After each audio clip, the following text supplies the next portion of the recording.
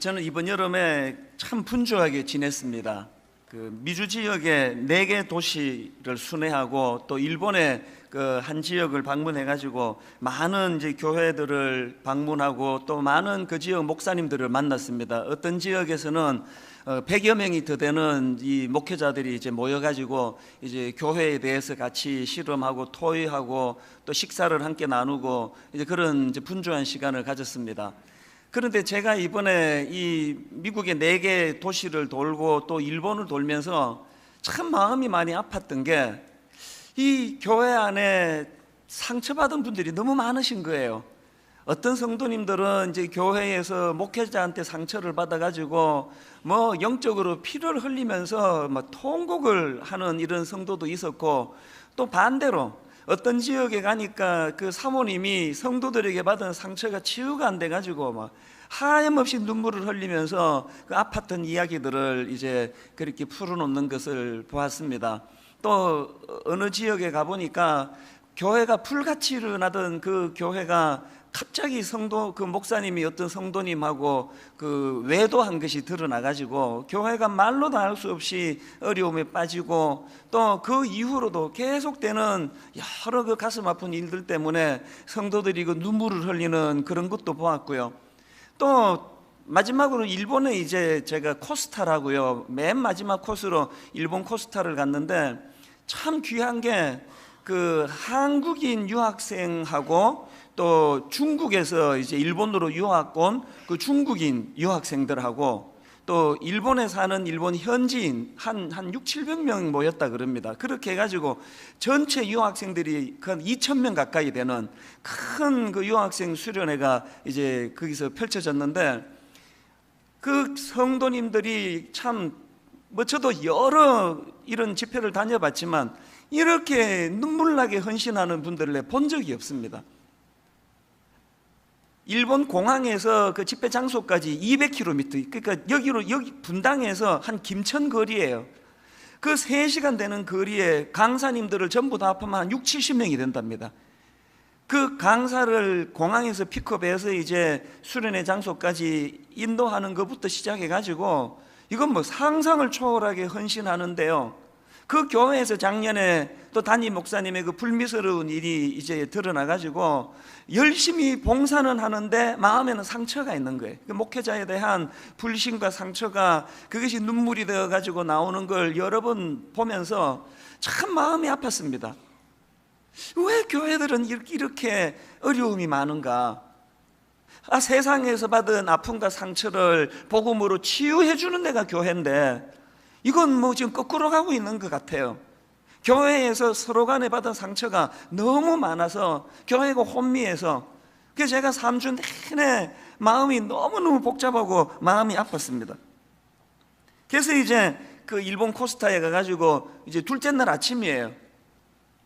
일본인 학생들은 또 따로 일본말로 이제 집회를 하고, 중국에서 온 유학생들은 중국말로 따로 집회를 하고, 또 이제 한국 학생들은 따로 모여가지고 그렇게 집회를 하는데, 제가 보니까 너무너무 뜨겁게 찬양을 하고 주님 앞에 눈물로 그렇게 은혜를 갈망하고 가는 걸 보는데 그날 마음이 이렇게 확 무너져 버렸어요. 그걸 보는데 이렇게 눈물이 나더라고요. 이 젊은 애들은 한번 잘 믿어보겠다고 이렇게 지금 애를 쓰고 발부둥을 치는데, 우리 기성세대들이, 이 목사라는 사람들이 왜 이렇게 교회를 자꾸 가슴 아픈 쪽으로 이렇게 몰고 가는 건가? 왜 장로님들은, 왜 우리 기성세대 어른들은 저 애들 보기에 참 너무너무 매력적이고 건강한 교회를 만드는 일이 왜 이렇게 잘 안 되는가?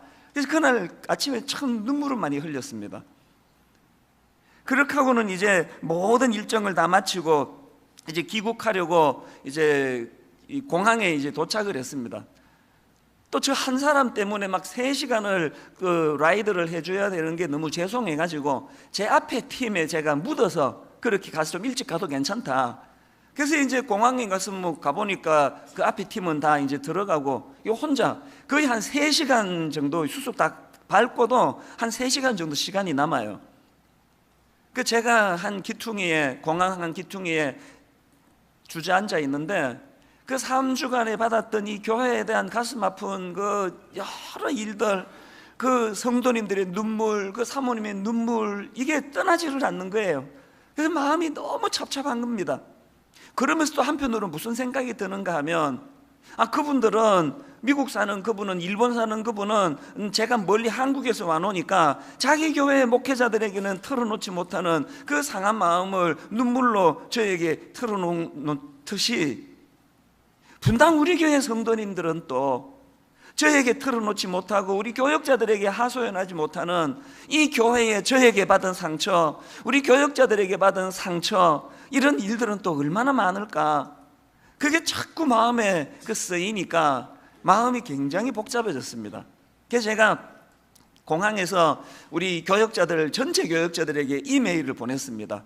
이제 곧 교역자 수련회가 이제 열려지는데 정말 잘 준비해가지고 정말 우리 성도들의 상처를 치유하고 눈물을 닦아주고, 그리고 우리들의 잘못으로 성도들을 아프고 상하고 다치게 하는 이런 일 하지 말자, 좀 이런 결의가 있었으면 좋겠다는 마음으로 이제 이메일을 보냈더니 한 10분도 안 돼가지고 어떤 교역자가 바로 답 메일이 왔어요. 기다렸다는 듯이.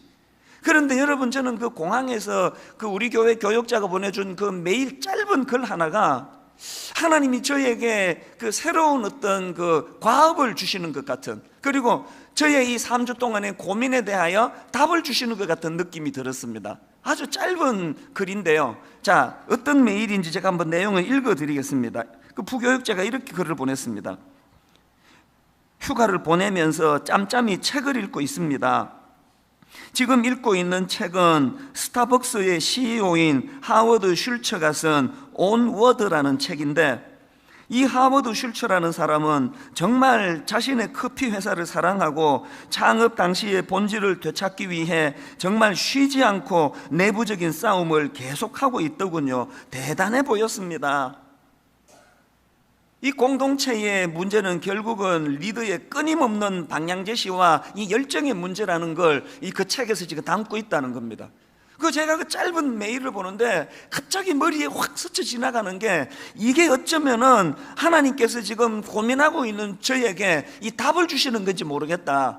그래서 제가 인천공항에 내리자마자 바로 이제 그 하워드 슐츠가 쓴 온워드라는 이 책을 구해가지고 이제 읽어 내려가기 시작했는데요.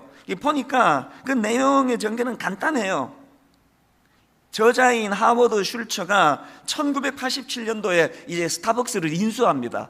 그리고는 여러분 다 아시지만 스타벅스가 막 전 세계적으로 뻗어나가는 엄청난 그 속도로 이제 성장을 하게 되는데요. 그러다가 이 스타벅스가 2007년도에 와가지고 위기를 맞이합니다. 하향세로 돌아섰어요. 그리고 가게 문을 닫는 이런 이 가게들이 막 이제 여기저기서 나오고, 그런 위기를 맞아가지고 이제 이 하워드 슐처가 그 원인을 찾아내기 위해 가지고 연일 이제 회의를 열고 분석을 하고, 그러면서 이제 어떻게 그 위기를 잘 이겨낼 수 있게 됐는가, 이제 그런 내용을 다룬 책이에요. 근데 제가 그 책을 보면서 참 도전을 받았던 게 뭐냐 하니까, 여러분이 이 지금 그 스타벅스의 CEO인 하워드 슐처라는 사람은 목회자가 아니에요. 이분이 목회를 한 게 아니고요, 커피를 팔아가지고 이제 매출을 올려야 되는 그 기업을 하는 사람이에요. 그런데 이분이 그 스타벅스가 그렇게 하향세로 돌아서게 된 원인을 분석하는데 제가 참 놀랐습니다. 자, 책을 그대로 인용해 드리겠습니다. 들어보세요. 그런데 우리는 어느 순간 고꾸라졌다. 행진은 멈췄고 스타벅스는 하향세로 돌아섰다. 2007년도의 일이다. 무엇이 원인이었을까? 잘 들어보세요. 무엇이 원인이었을까? 우리는 성장에만 집착한 나머지 기업의 핵심 가치를 점점 놓치고 있었다. 지금 커피 팔아 매상 올려 수익 남기는 회사 CEO가 자기 회사의 문제를 지금 이렇게 진단하고 있는 것에 대하여 저 깜짝 놀랐습니다. 무엇이 원인이었을까? 우리는 성장에만 집착한 나머지 기업의 핵심 가치를 점점 놓치고 있었다. 그러면 이 CEO가 생각하는 자기 기업의 핵심 가치가 뭐냐? 그 다음 내용도 한번 들어보세요. 우리가 40년 전부터 전념해온 핵심 가치인 사람의 영혼을 감동시키는 스타벅스 정신이라는 본질을 잃어버리는 것이기 때문이다.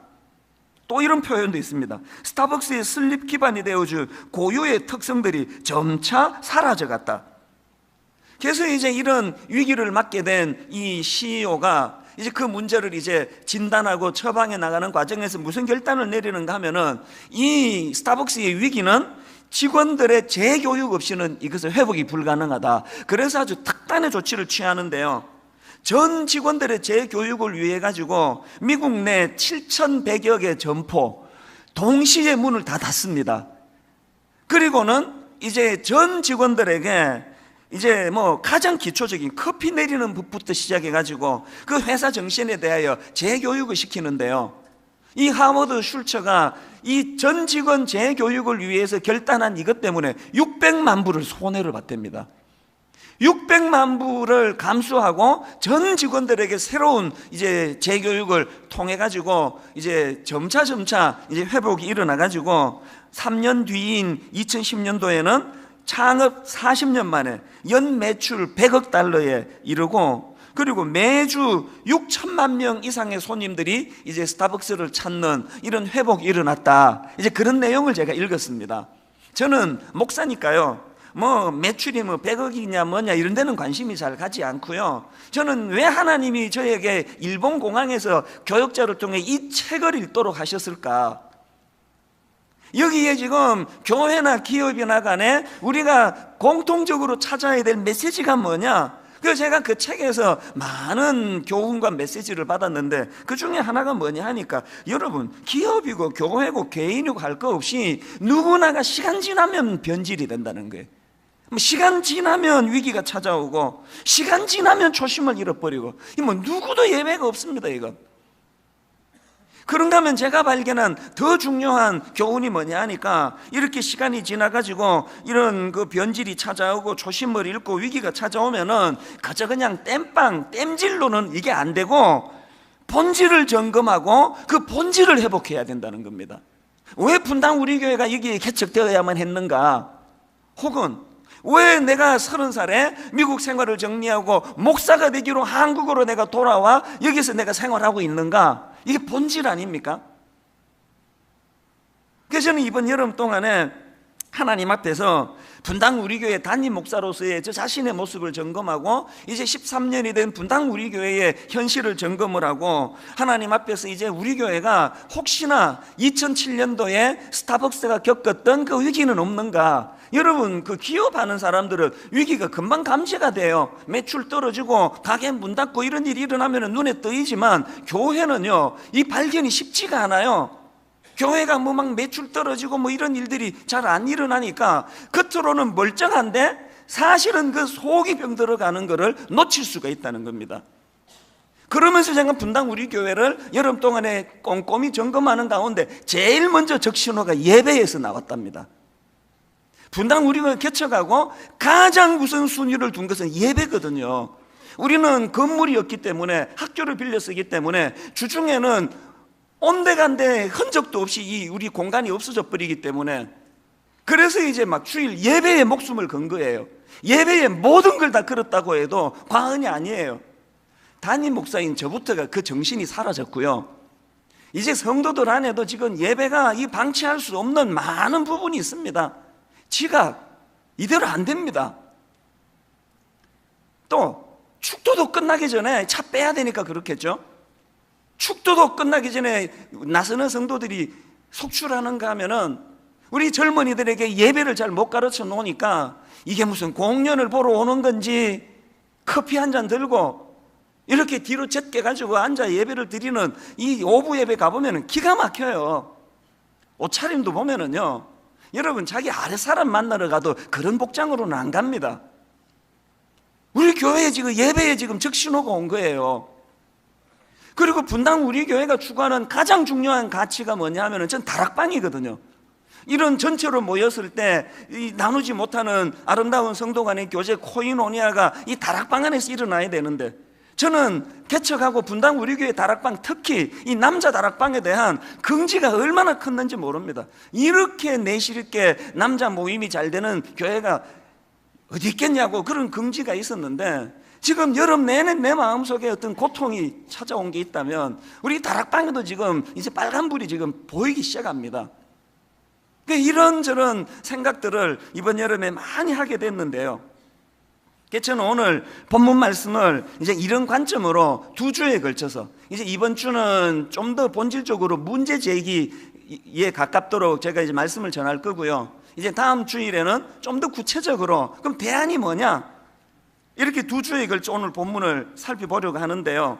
여러분 오늘 본문의 배경 다 아시죠? 로마서 2장에서 초심을 잃어버리고 타락의 길로 나아가던 그 유대인들을 향한 하나님의 무서운 질책이 2장 내내 일어나는 것을 우리가 다 보았습니다.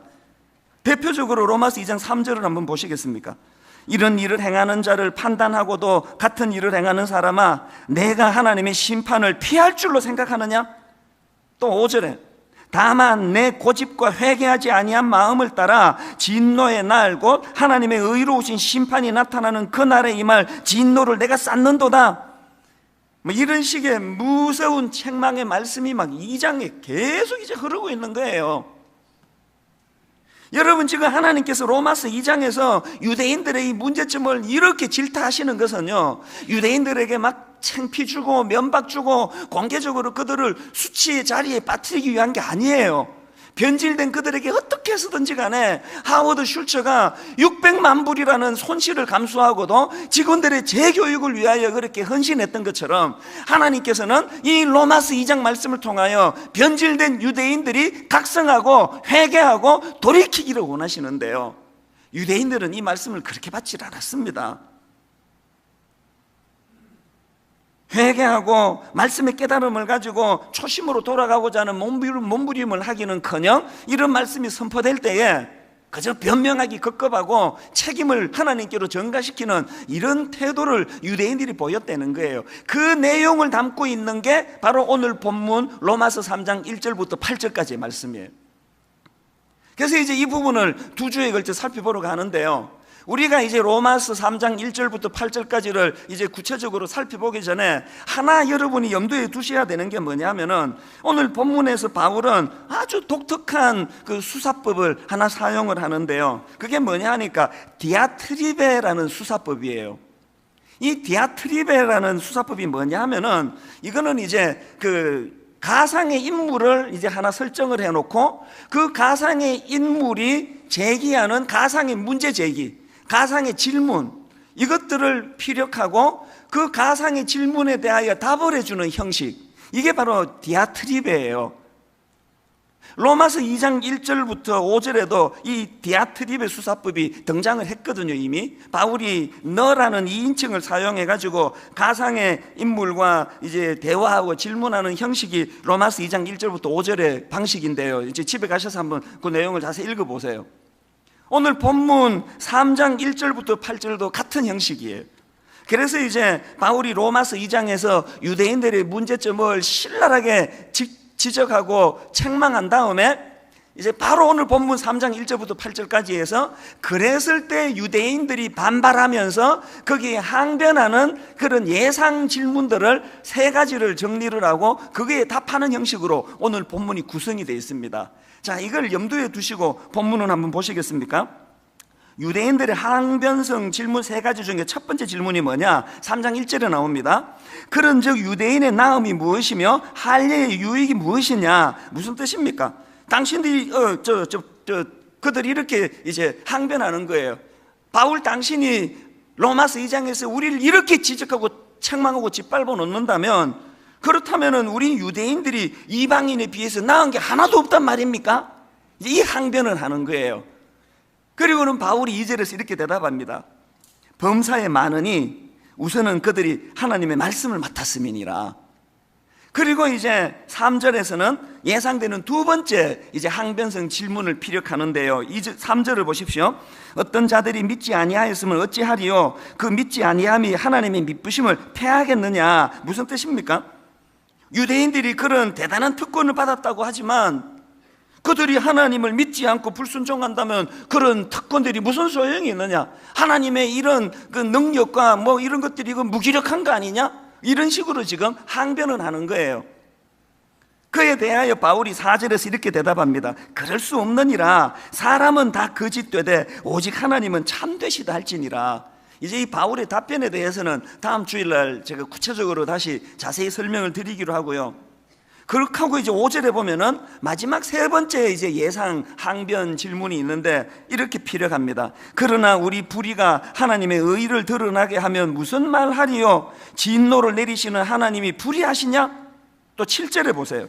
그러나 나의 거짓말로 하나님의 참되심이 더 풍성하여 그의 영광이 되었다면 어찌 내가 죄인처럼 심판을 받으리요? 이게 지금 무슨 말씀인지 이해가 되십니까? 지금 이렇게 항변하는 거예요. 우리들이 불의를 저지르고 우리들이 거짓을 저질렀다 하지만 우리들의 불의와 거짓으로 말미암아 하나님의 선하심이 드러나게 되었다면 이거 잘된 거 아니냐? 하나님의 영광이 드러났는데 왜 하나님은 이것을 가지고 진노하고 심판하려고 하시느냐? 이런 항변성 질문이에요.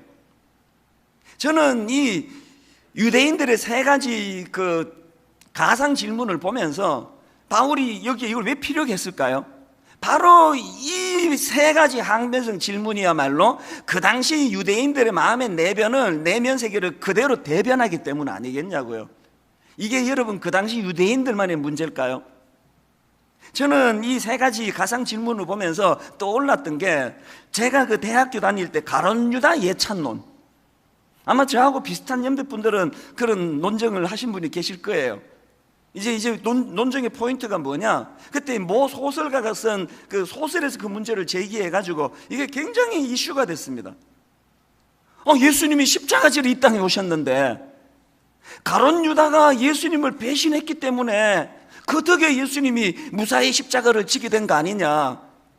그럼 결과적으로 가론 유다가 이게 피해자 아니냐? 가론 유다가 무슨 죄를 졌느냐? 이게 가론 유다 예찬론이에요. 그래서 이거 가지고 찬반으로 막 논쟁을 했던 저도 막 얼굴 시뻘겋게 막 이제 막 싸우게 된 기억이 나는데 여러분도 그러지 않으셨나요?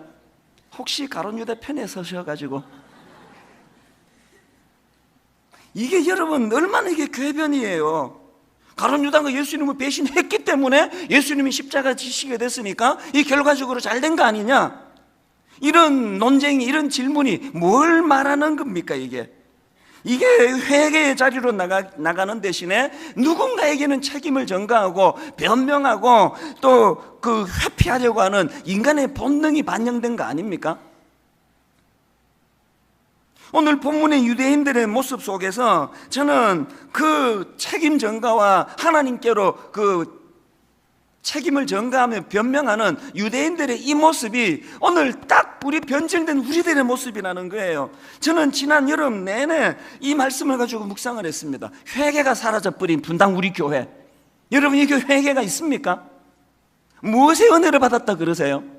오늘 제가 평소에 여러분이 생각하는 그 어떤 이슈에 여러분 편에 서서 제가 설명하면 기분이 좋아가지고 은혜를 받았다 그러는 거고, 오늘 여러분이 이렇게 생각하는데 제가 저렇게 선포하면 막 화가 나서 못 견디는 게 오늘 예배의 현장 아닙니까? 여러분 오늘 이 시대가 진정으로 사도행전 2장 37절 지금 복음이 선포되고 그들을 복음으로 적나라하게 드러내는 말씀 앞에서 그들이 이 말을 듣고 마음에 찔려 베드로와 다른 사도들에게 물어 이르되 형제들아 우리가 어찌할꼬 하거늘 이 애통함이 우리에게 있습니까? 예배를 통해서 우리가 하나님 앞에 변질돼 버린, 그래서 정말 초심을 잃어버린 우리의 모습이 적나라하게 고발되는 것이 가슴이 저며가지고 형제여 우리가 어찌할꼬, 이 회개의 역사가 교회에서 잘 일어나고 있지 않다는 거예요. 로마서 2장에서 그렇게 회개를 촉구하며 그들의 문제점을 지적하고 계시는데, 이걸 다른 말로 하면 그 CEO인 하워드 슐처가 600만 불을 손해를 봐가면서까지 재교육을 위하여 애를 쓰는데 그 직원들이 그것을 귀담아 받지 않는다고 할 때 그 CEO의 마음이 이게 하나님의 마음 아니겠습니까? 분당 우리 교회 괜찮습니까? 이제 개척 초기보다 많이 알려지고 미국 가도 다 알더라고요. 좋은 교회래요. 이거 진짜 평가 맞습니까? 저는 3주 내내 마음이 너무 아팠습니다. 자, 그렇다면은 이제 이런 심각한 질문을 우리가 가져야 될 거 아닙니까? 유대인들은 왜 이렇게 반응하느냐? 이거는 변명하지 말고 그 책임 전가하지 말고 형제의 우리가 어찌할꼬 고통하며 회개의 자리로 나가면 되는데 유대인들은 왜 이렇게 회개하지 않느냐, 또 우리는 왜 이렇게 살아가고 있느냐. 제가 이 문제를 가지고 실험하고 고심하는데 불쑥 머리에 떠올랐던 용어가 하나 있는데요, 여러분이 지식의 저주라는 이 용어를 들어보셨습니까? 제가 오늘 설교 제목을 지식의 저주를 끊고 이 용어에서 따왔거든요. 이 용어는요, 미국의 그 스탠포드 경영대학원의 칩 히스 교수라는 분이 제기한 용어인데요, 이 지식의 저주라는 용어가 뭘 의미하는지를 제가 설명해 드리겠습니다. 혹시 여러분 그 다음 카카오라고요, 여러분이 잘 사용하고 있는 그 카톡으로 알려진 주식회사 카카오하고 또 포털 사이트 다음으로 유명한 다음 커뮤니케이션이 작년에 합병을 해가지고 거대 기업을 만들었습니다. 이 다음 카카오의 시가총액이 8조 원이에요. 그 반응 없을 줄 알았습니다. 그 뭐 8억이라 그러면 확 와닿는데요, 이 8조 그냥 하여튼 뭐 큰 돈이에요. 그냥 큰 돈 이래서는 안 되고 큰 돈이에요. 그런데 최근에 이 시가총액 8조 원이라는 다음 카카오가 충격적인 발표를 했는데요, 다음 카카오의 CEO, 다음 카카오의 최고 경영인으로 35살 된 청년을 CEO로 앉힌 거예요. 이게 말이 되는 이야기입니까 이게? 여러분, 시가총액 8조 원에 이르는 거대 기업을 세상 경험도 없는 35살 된 그 청년에게 맡긴다는 게 이게 제정신으로는 할 수 없는 일 아닙니까? 그런데 여러분, 그 다음날 이제 언론이 막 대서특필을 했는데요, 이거를 다루는 어떤 기사를 제가 본 거예요. 자, 한번 들어보세요. 이처럼 역동적인 CEO를 전면에 배치한 김 의장의 의중에도 관심이 쏠리고 있다. 주변에서는 김 의장이 이번에도 지식의 저주에 갇히지 않을 리더를 찾았다고 평가한다. 여기에 지금 지식의 저주라는 표현이 나오죠. 그 다음 내용을 들어보세요. 지식의 저주란 스탠포드대 칩 히스 교수가 말한 개념으로 이제 따옴표하고 이제 이 개념을 들어보세요. 기존 시대의 지식에 매몰되어 있으면 그 이상을 상상하기 어렵다는 맥락으로 자주 쓰인다. 그러니까 이 지식의 저주가 뭐냐 하니까 기존 시대의 지식에 매몰되어 있으면 그 이상을 상상하기 어렵다. 그래서 제가 그 트렌드 지식 사전을 찾아봤습니다. 이런 부연 설명이 있더라고요. 카카오 의장 김범수는 지식의 저주의 대표적인 예찬론자이다. 김범수는 모바일 시대엔 인터넷 시대의 성공 방식을 버려야 한다는 말을 자주 한다. 그는 카카오톡의 성공 비결을 물을 때에도 웹에서의 성공 기억을 버렸기 때문이라고 강조한다. 그 앞에의 자기의 지식과 그 앞에의 그 지식으로 이루게 된 그 성공을 버렸기 때문에 오늘의 이 성공이 있다, 그 얘기를 하는 거예요. 거기에서 사용된 게 지식의 저주예요. 여러분, 제가 오늘 로마서 2장에서 하나님께서 유대인들의 타락한 변질된 모습을 질타하는 그 말씀 앞에 왜 유대인들은 회개하면서 본질을 회복하려 나가지 않고 변명하기에 급급했느냐?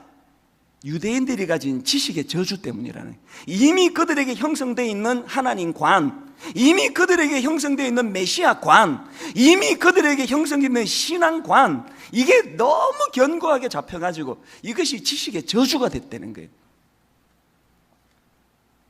저는 기록이 하나 있는데요, 어른 목회를 전혀 해보지 않은 상태로 교회를 개척한 대표적인 케이스예요. 그래서 그때는 많이 힘들었습니다. 중고등부 애들만 10년을 상대해 놓으니까 얘들은 목회하기가 얼마나 쉬운지 아세요? 오늘 설교가 조금 지루하잖아요. 금방 반응합니다. 의도적으로 다 고개 닫고 뭐 삐삐 확인하고 막 딴청 부르고, 그래서 금방 알아요. 야, 오늘 설교 이거 죽 썼구나. 어른 목회는 진짜 어려워요. 여러분, 아무리 지금 막 설교 죽 쓰고 저 인간 5주 동안 뭐하고 저렇게밖에 설교 안 하냐고 해도 다 고개를 드시고 경청하는 척을 하잖아요. 이 목회가 너무 어려운 거예요. 속을 모르니까. 그리고 처음에 내가 분당 우리 개척하고 여러분이 분당 아줌마들 때문에 상처를 얼마나 받았는지 아세요? 막 들리는 이야기가 이찬수 목사는 그 중등부만 해가지고 말씀에 깊이가 없다고 막 이런 이야기 막 많이 들었습니다. 직접 다 안 해요. 바람결에 하지, 바람결에. 어른 목회를 안 해가지고 나는 막 처음에 죽는 줄 알았는데요, 지금 와가지고 많은 전문가들이 분당 우리 교회 저를 분석하면서 이렇게 분석합니다. 오늘날의 분당 우리 교회가 부흥하게 된 비결이 뭐냐, 이찬수 목사가 어른 목회를 안 해보고 했기 때문이라고 그렇게 분석을 하는 거예요. 이게 오늘 이 표현으로 말하면 저에게는 어른 목회에 대한 선입견이 없어요. 저는 어른 목회를 안 해봤기 때문에 어른 목회에 대한 지식의 저주가 없었다는 이야기예요. 이게 분당 우리 교회가 부흥하게 된 비결이래요. 오늘 여러분 이 잣대로 우리 자신들을 돌아보자고요. 분당 우리 교회가 기존 신자 성도를 안 받고 나서부터 저는 이 교회 안에 이 예수 금방 믿은 분들의 놀라운 믿음을 봐요. 예수 믿은 지 2달밖에 안 되는 성도가, 예수 믿은 지 6개월밖에 안 되는 성도가 가정이 어떻게 놀랍게 변화가 일어나고 얼마나 놀라운 전도가 그를 통해서 일어나고 있고, 옛날에 기존 신자랑 초신자랑 묻혀서 받을 때는 분류가 안 됐는데 지금 딱 예수 안 믿는 사람들만 등록을 받고 붙어 나서 저는 복음의 능력을 새로 보는 거예요. 왜 우리 같은 기존 신자, 모태신앙, 오대지 예수 믿는 사람들에게는 복음의 능력이 안 나타나느냐? 이게 바로 지식의 저주라는 거예요. 이게 바로 로마서 3장 초반에 나오는 유대인들의 변명에 급급한 모습이라는 거예요. 여름 내내 제가 가슴 아프게 발견한 분당 우리 교회에 대한 가슴 아픈 현실이에요. 하나님이 저에게 여름 내내 경고를 주셨습니다. 로마서 3장 설교 준비하고 있니? 로마서 3장에 있는 유대인들을 지금 신랄하게 네가 비판하고 있니? 그게 네 모습이야. 언제부턴가 제가 기성세대가 돼 있더라고요. 언제부턴가 제가 이 복음의 이 놀라운 능력을 별로 기대하지 않아도, 여러분 이찬수 목사가 그 따끈따끈한 복음의 능력, 하나님의 복음 없이는 설명할 수 없는 놀라운 일이 안 일어나도 하나도 안 불편한 목사가 됐어요. 왜? 우리 교회 엄청나게 예산 많습니다. 우리 부자입니다. 사람 많이 모입니다. 뭐하러 하나님께 매달려서 뭐 그냥 막 주시옵소서 안 그래도요 다 일어날 수 있는 일이 일어난 거예요. 이게 지식의 저주예요. 지식의 저주. 여러분 어떻습니까? 언제부턴가 절박하게 하나님 찾지 않아도 하나도 불편하지 않아. 이미 5대째 예수 믿는데, 내가 장로인데, 내 신학 공부한 목사인데 내가, 이게 오늘 로마서 3장 1절부터 8절에서 보여지는 유대인들의 가슴 아픈 모습이고, 이게 우리의 모습이라는 거예요. 어떻게 해야 됩니까? 다시 복음을 붙잡아야 돼요. 여러분 위기가 오면 어떻게 해야 된다고요? 하워드 슐처가 가르쳐 준 거? 본질로 돌아가야 돼요. 본질을 붙잡아야 돼요. 아무리 내가 부유해도, 아무리 많은 사람들이 인정하는 지식을 가져도, 내가 목회의 대가라는 소리를 들어도, 뭐 들은 적도 없지만 여전히 어른 목회 해본 적이 없어가지고 부들부들 떨면서 단에서든 그 마음을 회복하지 않고는 진정한 회복이란 없습니다. 여러분 로마서 1장 16절을 우리 다시 붙들어야 돼요. 내가 복음을 부끄러워하지 아니하노니 이 복음은 모든 믿는 자에게 구원을 주시는 하나님의 능력이 됨이라. 그 다음 보세요. 먼저는 유대인에게요. 이 복음이 능력이라는 것을 맛보아야 될 대상은 먼저 믿은 유대인들이 우리예요. 어쩌다 우리가 이렇게 그 지식의 저주에 갇혀가지고, 왜 여러분 다음 카카오에서 35살 된 그런 세상 말로 하면은 세상 경험 하나도 없는 애송이 같은 이 젊은이를 CEO로 왜 모시겠냐고요. 저는 성경의 인물들 중에 참 안타까운 인물이 몇 있는데요, 가인이라는 인물이 너무 안타까워요. 어쩌다가 질투의 화신이 돼가지고 자기 동생을 질투로 아벨을 죽여버리잖아요. 여러분 이게 인간 아닙니까? 내 동생인데도 불구하고 나보다 조금만 더 인정을 받으면 건들 수 없는 마음을 가지고 울분과 분노가 꿈틀거리는 게 우리의 본능 아닙니까? 그래서 저는 가인이 너무 가여워요. 여러분 그래서 동생을 죽였어요. 이게 현실이에요. 그거 어떻게 하면 좋습니까? 그런 가인을 하나님 찾아주시잖아요. 창세기 4장 9절에 보니까 여호와께서 가인에게 이르시되 내 아우 아벨이 어디 있느냐. 지금 하나님이 지금 이거 찾아가지고 추궁하고 여러분 잡아 죽이려고 그러는 게 아니잖아요. 회복을 주님 원하시잖아요. 근데 뭐라고 거기에다 대답합니까? 그가 이르되 내가 알지 못하나이다. 내가 내 아우를 지키는 자니까. 왜 이런 변명에 급급해가지고 인생이 그렇게 몰락하느냐고요. 여기에 비하면 가룟 유다는 한결 나아요. 가룟 유다는 변명 안 했습니다. 예수님 팔아놓고 그 양심이 자기를 격동시켜가지고 어떻게 했습니까? 죗값을 자기가 치렀어요. 목을 매 자살했습니다. 양심적인 인물 아닙니까? 근데 여러분, 가룟 유다에게 가장 큰 비극인 걸 아셔야 돼요. 그의 양심이 복음 대신 예수 그리스도 앞으로 나아가는 능력으로 사용되지 않고 자기가 자기 문제를 해결하고 하는 여기에 가룟 유다의 비극이 있는 거 아닙니까? 오늘 수많은 교회들이 지금 신음을 해요. 아파해요. 너무너무 많은 예수 믿는 가정들이 지금 병들어 있습니다. 억장이 무너지는 가정이 한두 가정이 아니에요. 이거 어떻게 하면 좋습니까?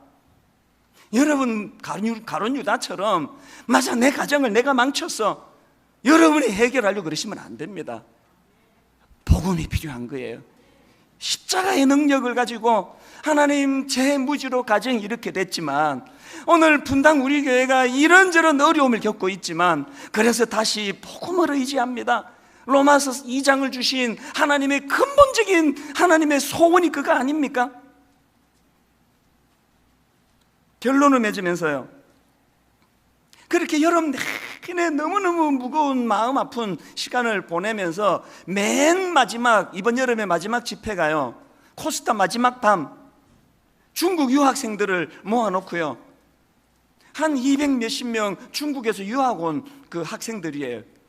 제가 중국어를 모르니까 이 통역으로 설교를 했는데요, 설교가 끝나고 제가 이제 이 회개를 촉구했습니다. 그리고 꿈꾸기를 촉구했습니다. 여러분, 중국에서 여기 유학까지 오셨는데 여러분의 조국 중국을 위해 기도해야 될 거 아닙니까? 여러분의 조국 중국의 복음화를 위해 기도해야 될 거 아닙니까? 제가 그렇게 눈물로 기도를 촉구하는데 제가 촉구해놓고 제가 충격을 받은 거예요. 그 200 몇십 명의 젊은 중국 유학생들이 땅을 치며 통곡하고 조국을 살려달라고 회개를 하는데 마음이 무너졌어요. 왠지 아세요? 저게 70년대 우리들의 모습이었거든요. 조국 대한민국을 위해 기도하고 교회의 부흥을 위해 기도하고 대학 시절에 교회의 능력을 꿈꾸고,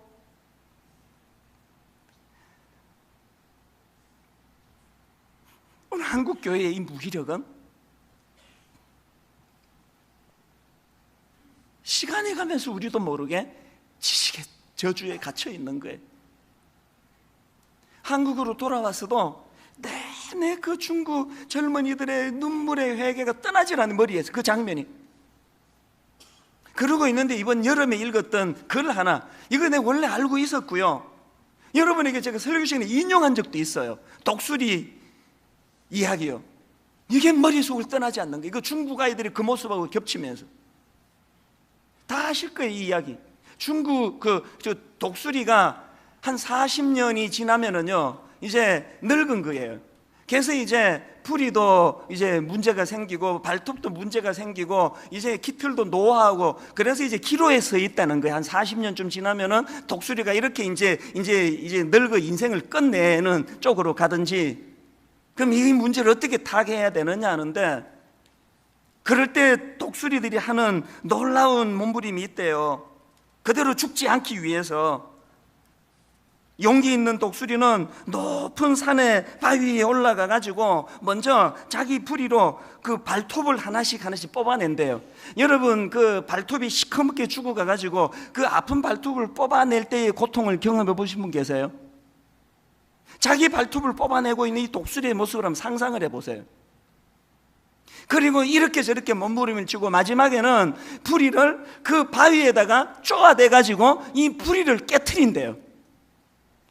이게 전문가가 쓴 글이 아니라서 뭐 어디까지 그 신빙성이 있는지는 모르겠지만, 저는 여러분 그 장면을 이 중국 아이들의 눈물의 통곡과 기도를 보면서 이 독수리의 모습이 자꾸 오버랩이 되는 거예요. 지금 중국에서 중국 당국이 이제는 손쓸 수 없을 만큼 복음이 일어나고 있습니다. 그 물결을 건들 수가 없도록 일어나고 있습니다. 60년대 70년대 우리의 모습 아닙니까? 이제 한국교회는 40년 된 노회한 독수리 같은 초라한 모습, 어떻게 해야 됩니까? 발톱을 뽑아내야 돼요. 부리를 쪼아 없애버려야 돼요. 그러면 한 6개월이 지나면 새 발톱이 올라온대요. 새 부리가 올라온답니다. 그래서 그 독수리가 한 30여 년을 다시 그렇게 회복의 기쁨을 누리면서 산다는 거예요. 오늘 저는 2015년 2학기를 이렇게 선포하기 원합니다. 13년 분당 우리 교회 모든 과거에 화려했던 거 다 잊어버리고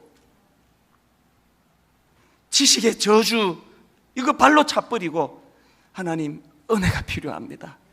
아버지, 제가 목사가 우리 아버지로 저는 목사 아들이었고요, 장로 아들이었고요, 5대째 예수 믿었고요. 아버지, 제가 지금 뭐 순장하고 이런 일을 하고 있고요. 그거 다 쓰레기통에 버리고 하나님, 저에게는 오직 은혜가 필요합니다. 피 묻은 십자가 복음이 능력임을 맛보기를 원합니다. 아무리 교회가 커지고 아무리 사람들이 찬수 목사를 뭐라고 그렇게 과하게 떠받들어도 여전히 하나님 앞에서는 저는 은혜가 필요한 인생입니다. 이 은혜가 없이는 이 교회는 변질로 갈 수밖에 없고, 은혜가 없이는 이 교회는 성도들에게 상처 주는 교회가 될 수밖에 없습니다. 저는 결론을 이 찬양으로 맺기 원하는데요. 성령이여 임하소서, 메마른 나의 심령 위에 주님의 은혜의 담비 내려 날 흠뻑 적셔 주옵소서. 우리 가정을 돌아보시면서, 아버지, 우리 가정에 성령의 은혜가 필요합니다. 여러분, 지금 오후 3시에 또 남북 대화가 있다 그러지 않습니까? 이제 보통 문제가 아니에요. 하나님, 이 나라는 어떻게 해야 됩니까? 위정자에게만 맡겨놓을 수 없는 현실 아닙니까? 성령이여 은혜가 필요합니다. 독수리가 낡은 발톱 뽑아내는 마음으로 성령님, 우리를 새롭게 하여 주옵소서. 로마서 2장이 선포될 때 변명하지 말고, 구차하게 하나님 핑계 대지 말고, 주님, 화로다 나여 망하게 되었도다. 오늘 여러분 이 찬양 같이 부르실 때 손뼉을 치며 부르셔도 좋고 안 쳐도 좋은데, 그러나 여러분 동안의 무기력함을 떨쳐내는 찬양이 선포되기를 원합니다. 여러분, 이렇게 찬양하기 원합니다. 성령이여 임하소서, 성령이여 임하소서, 메마른 나의 심령 위에. 우리 기쁨으로 이 찬양을 소망하면서 함께 찬양합니다. 성령이여 임하소서, 메마른 나의 심령 위에 주님의 은혜의 담비 내려 날 흠뻑 적셔 주옵소서. 여러분, 이거 믿으십니까? 주의 권세, 주의 능력 지금 이 시간 임하셔서 악한 권세 모두 깨트리고 주님 나라 임하소서. 영광, 영광, 할렐루야. 예수의 그 피가 내게 승리 주네, 구원이 되시네. 영광, 영광, 할렐루야. 예수의 이름이 능력되네, 소망이 되시네. 성령이여 임하소서. 성령이여 임하소서. 어디에? 메마른 나의 심령 위에 주님의 은혜의 담비 내려 날 흠뻑 적셔 주옵소서. 성령님, 주의 권세, 주의 능력 지금 이 시간 임하셔서 악한 권세 모두 깨뜨리고 주님 나라 임하소서. 아멘. 영광, 할렐루야. 예수의 그 피가 내게 승리 주네, 구원이 되시네. 영광, 영광, 할렐루야.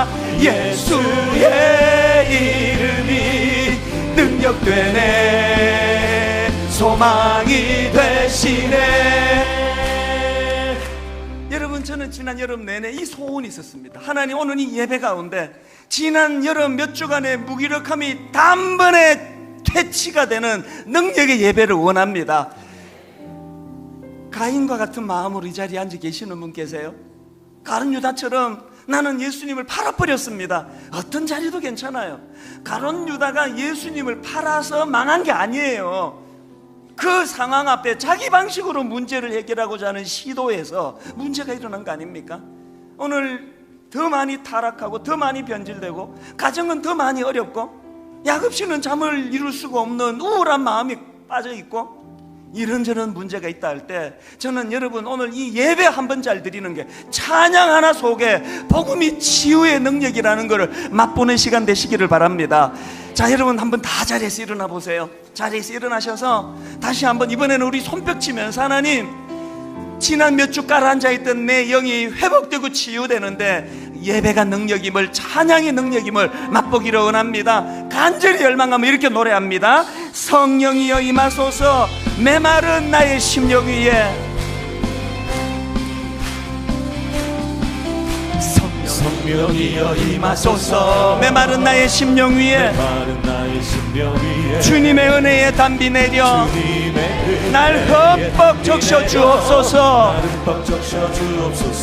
주의 권세, 주의 능력 지금 이 시간 임하셔서 악한 권세 모두 깨뜨리고 선포하십시오. 주님 나라 임하소서. 아멘.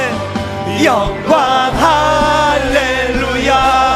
예수의 그 피가 내게 승리 주네. 구원이 되시네.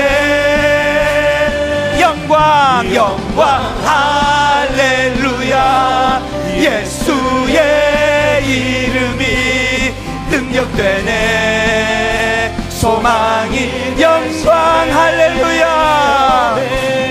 영광 할렐루야. 예수의 그 피가 내게 승리 주네. 구원이 되시네. 영광 영광 할렐루야. 예수의 이름이 능력되네. 소망이 되시네.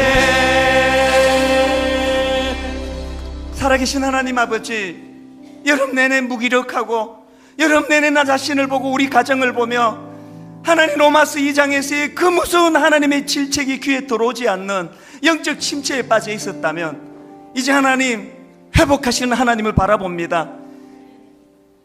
600만 불 손해를 보며 전 직원을 새롭게 무장시키기 위하여 특단의 조치를 취했던 CEO 하워드 슐처처럼 오늘도 하나님께서는 우리가 새롭게 변화되기를, 새롭게 영적으로 무장하기를, 교회가 교회다워지기를 하나님은 꿈꾸며 우리에게 말씀을 주시는 줄 믿습니다. 로마서 2장 말씀 앞에 변명하지 않고 하나님께 책임 전가하지 않고 화로다 나여 망하게 되었도다. 모든 문제의 출발은 여기서부터 시작되는 줄 믿습니다. 문제 해결이 여기에 나타나는 줄 믿습니다. 아버지, 이제 이번 주부터 예배가 살아나고 다락방이 회복이 되고 매주마다 선포되는 말씀으로 아버지 노화한 그 독수리가 자기 발톱을 뽑아내는 성령님의 역사가 일어날 줄로 믿습니다. 회복을 맛보기를 원합니다. 복음의 능력임을 맛보 알기를 원합니다. 중국의 그 젊은 유학생들이 복음의 능력을 기뻐 주님 앞에 은혜를 부르짖듯이 이제 우리에게도 다시 한번 그런 영적 부흥과 각성이 일어나게 하여 주시옵소서.